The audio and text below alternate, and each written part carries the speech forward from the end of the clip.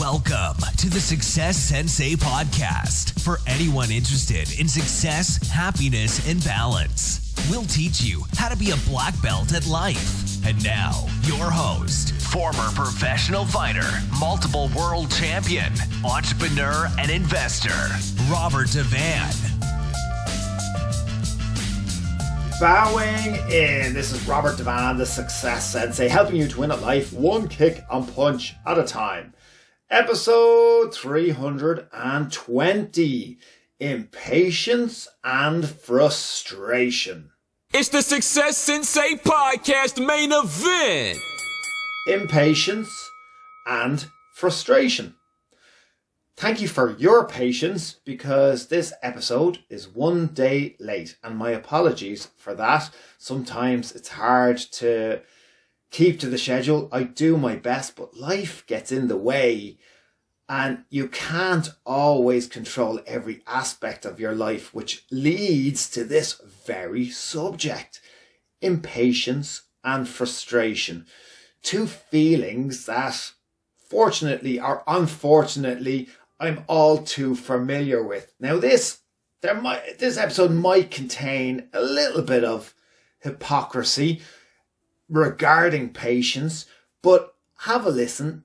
There's no way we can talk about all the things that we've talked about achieving and success and goal setting without approaching the subjects of patience and impatience and frustration, and stress as well, because they're a major part, and anxiety, because they're a major part to all achieving, all going forward, trying to conquer something, try to become something. Anything to do with change can lead to these feelings. So it's very important that we do discuss them and you learn how to manage them and what is right and what is not. Listening to this episode, you're in one of two camps. You're either an underachiever or you're an overachiever. Now, I would imagine any long-term listeners, anyone that's listening to self-development on a regular basis, is probably more the overachiever, the particular bracket that I am well sitting in. So most people listening are probably overachievers, but underachievers, you are absolutely more than welcome. Anyone who is interested in setting goals, anyone who's goal orientated, anyone that wants more out of life and is willing to do whatever it takes, including listening to self-improvement podcasts like this, anyone that's in that realm is going to experience plenty of periods of impatience and frustration. First of all, let's clarify, what is patience? Let's define it. Well, patience is the capacity to accept or tolerate delay, problems, or suffering without becoming annoyed or anxious or frustrated. So patience is the capacity to accept or tolerate delays, problems, or suffering without becoming annoyed or anxious or frustrated. So impatience is the opposite. And I am absolutely, as I'm sure many of you are, and even the underachievers will, I'm sure, many times throughout life experience impatience, and impatience is the opposite. It's not being able to accept or tolerate the delays. Why everything appears to take so long? Why are there so many problems? Why is it so difficult? And experience these things without becoming annoyed or anxious or frustrated. Impossible. A lot of people think I'm a very patient person because I'm a coach. And you know what? I actually am. When it comes to other people, I do have a lot of patience. And as a coach, I need to display. There's times where, if I'm training someone up to be competitive, I'm not going to have the same level of patience as I'm going to have for somebody who's simply training to be fit or for fun or to lose weight. It's a different type of a mindset, and you can be a little bit more relaxed with those results as opposed to somebody who's putting their health on the line and competing and expecting a gold medal or expecting to come first. It's a lot harder to have patience for a fellow competitor. And I'm definitely not patient when it comes to goals or to progression, and I'm definitely not patient when it comes to myself. Why is it that everything you set out to do, all your plans, all your goals, take longer than expected? Nothing ever seems to go smoothly. What can go wrong does go wrong. And then if you are lucky enough to get the results, they aren't as big as you anticipated. Can you relate to any of that? In your defense, the more you do, the more hardship you will experience. So one person living one lifestyle or doing one endeavor or one sport or one activity will experience hardships related to that one event or activity. If you find, being an overachiever, you're doing several, then do not be surprised that you're going to be experiencing a multiplication of hardship. So if you're doing 3 different things, if you imagine you have 3 hobbies, you're potentially experiencing 3 different types of hardship, or certainly 3 hardships related to those 3 hobbies. And potentially some of those hardships are coming from 3 different sets of competitors, or 3 different sets of difficult events. So, and also because you're not focused on one thing, you could be experiencing even more hardship due to lack of focus or not concentrating on the one area. It's not always possible. I like to keep busy in lots of different areas, but what I'm saying is don't be surprised when you experience more hardship or more difficulty than most. A discussion I had with a friend recently is, the amount of hardship that a person can experience, i.e. myself. Does that mean I'm an unlucky person if I'm experiencing more hardship than most others? Now, I don't think it does. If you're doing more than most people are, you're going to experience more difficulty and more obstacles. If you're doing things that are larger than yourself, change is necessary, and change is another, I suppose, a positive word for overcoming obstacles and overcoming hardship. Now, let's get to the brunt of this. Is, impatience and frustration, is it a negative trait? That's what we're getting at. Is it a negative trait? Well, a lot of people think that we should all be the same. A lot of people think that we should be getting rid of a lot of feelings or a lot of characteristics. And the point of this is we're not all built the same. Not all traits are negative.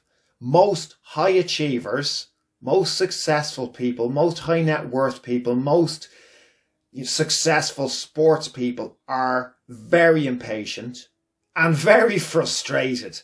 That is what drives them. Those negative drivers can be a hell of a lot more effective than positive drivers. It's important to have positive drivers too, but it's important to accept if you want to achieve things, if you want to become more, if you want to have more, if you do want to experience more, you need to lean into your impatience and frustration. You need to accept those feelings. You nearly need to want to have them and to enjoy them. You have to use them. Why be satisfied if you want to strive for more? It's going to be impossible to grow if you aren't impatient or frustrated. Now, satisfaction, comfort and happiness are all brilliant. They're absolutely all brilliant. If you can get there, that's brilliant. But satisfaction, comfort and happiness are the end of the road if you are finished achieving. So if you don't want to achieve any more ever again, then be satisfied, be comfortable, be happy.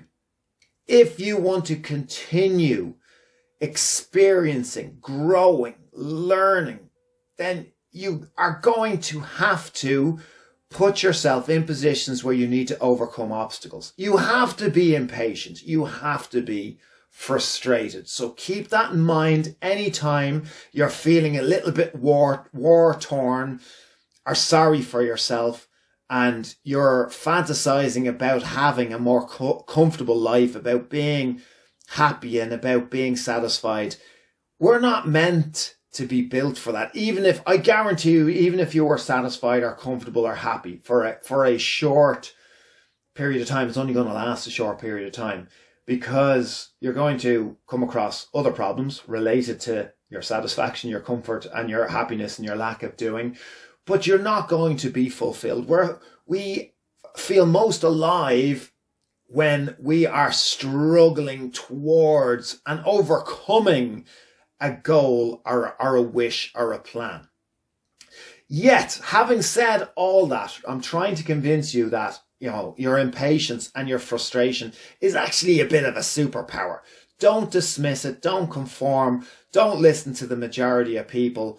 It is a superpower. You need your impatience. You need your frustration. Yes, it needs to be managed. It can't be out of control. Your impatience and your frustration doesn't have to lead to deep dissatisfaction or deep happiness. You can be happy for everything you've achieved so far, but still be frustrated enough to still want to be even happier or want to do even more or experience more things. I'm always reiterating that as I talk about these things, I'm not necessarily saying hoarding material possessions. It's not all about hoarding or you know, attracting material possessions or what you have or how much money you have. It is about yourself and what you want to be, what you want to do, what you want to experience. So it's over and above material possessions, but material possessions are a part of it as well. So despite saying all that, there are certain times that as overachievers, we must attempt to be patient, or certainly sit with patience a little bit easier. And there's 2 times that you need to be patient. And the 2 times of which I've experienced both and am experiencing both this week. So it's not a coincidence that this is the subject of my episode this week and the reason why I'm late with this particular episode. There's 2 reasons and 2 times when you need to attempt to be patient. Number 1 is when the timing for something isn't right. When the timing isn't right, you need to be patient. Something I experienced this week is that I had to make the tough decision to be patient, that it wasn't a good time for something because it was too much of a stretch. And yes, it was too stressful. And as much as it goes against my better nature and my natural desire, I had to opt against. And it pained me to do so, but I know it was the best option. And I have to remind myself that there will always be other opportunities and potentially better opportunities. So you have to be patient if the timing isn't right. The second time you need to be patient is if circumstances are beyond your control. Another very frustrating thing to even have to discuss when circumstances are beyond your control. But sometimes you simply have to wait and see. This is why I'm trying to say you need to figure out pretty quick if you're an underachiever or an overachiever, because it's the opposite advice. Both of those things, both of those reasons and times when you need to be patient could actually just be excuses and you justifying failure or justifying procrastination. The timing not being right are circumstances beyond your control. So if you're an underachiever, you could be using them as excuses. If you're an overachiever, there's probably a little bit more truth to both of those. And you need to rein yourself in and realize the next point, which is something that I've had to remind myself of this week. And not even remind myself because I'm not used to this at all. I had to actually learn it this week. And that is waiting and doing nothing is a strategy. So waiting and doing nothing is a strategy. Not a strategy I'm used to, but it is a valid strategy sometimes. Not one that I like, But again, if you're looking at your best options and your best way to proceed, sometimes not proceeding is the best way to proceed. So, as I said, that advice is not for the underachiever. An underachiever needs the opposite advice. An underachiever needs to pull the trigger and get better while doing. Start it and improve as you go on, and stop procrastinating. And an overachiever must learn to sometimes wait, to leave off when the wheels are in motion, to stop overthinking, and that other opportunities will come. And I had to amend that one because even that statement offends me a little bit. Other opportunities will come. So I changed it to other opportunities will be created and can be created.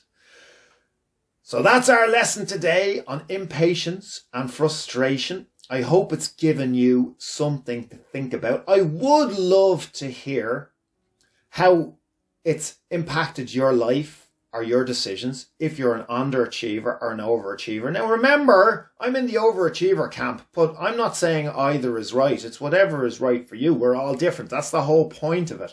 We're all different. And we all, here's one that I wasn't going to talk about, but your ability to succeed is based on how self-aware you are of your negative traits, your negative personality traits, and how well you can manage those traits. That's a great definition of your ability to succeed. To be self-aware of your negative personality traits and how well you can manage those traits to continue going forward. So I'm not saying being an overachiever is better than being an underachiever. It's all relative. It's all subjective. But I absolutely would love to hear, are you one or the other? Let me know times that you were impatient or frustrated, or you were patient, and how it worked for you. Any examples, I would absolutely love to hear from you. I absolutely would love any reviews, any comments, any shares. It's absolutely greatly appreciated. We are on episode 320 and it absolutely helps the organic growth of this podcast. Thank you for listening. I'm Robert Devane, the Success Sensei. Life is a fight you can enjoy and win. Bowing out. This has been the Success Sensei, fighting the winning fight. So add us, subscribe, like, and comment. Keep those hands up and keep moving forward.